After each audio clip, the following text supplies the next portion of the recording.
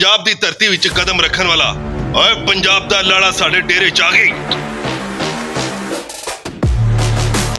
ਡੇਰੇ ਦੀ ਸ਼ਾਨ ਪੰਜਾਬ ਦਾ ਲਾੜਾ ਅੱਜ ਸਾਡੇ ਡੇਰੇ 'ਚ ਆ ਗਿਆ।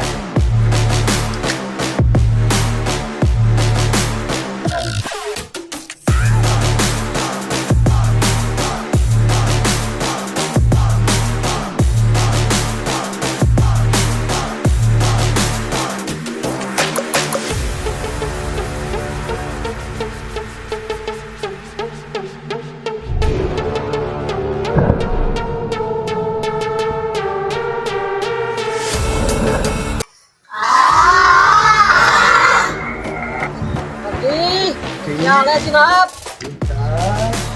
आओ ये मेरे साहब, क्या साहब?